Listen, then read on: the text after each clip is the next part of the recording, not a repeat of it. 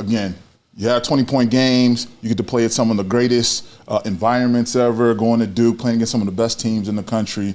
It's time to take the shoes off for the last time in your collegiate career. What was that kind of experience like when you were making that transition into what it is of your second half, if you will? Yeah. Well, you know, at first I was a little bit, what's the word? Didn't quite know what I wanted to do for sure. I had these two loves.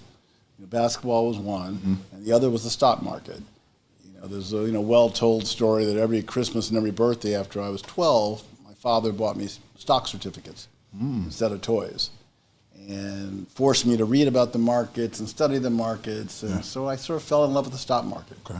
I got to college, he turned the little small portfolio over to me, and I would do my own trading and pick and choose my own stocks.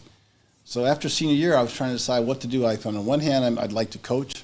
Yep. You know, I had these role models of Coach Krill and Coach Mata and others that I thought really were great role models.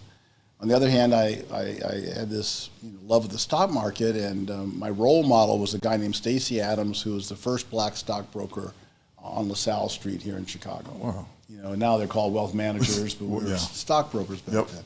And I would spend every free moment with Stacy, and so that's what I decided to do ultimately. So I'm going to be a stockbroker.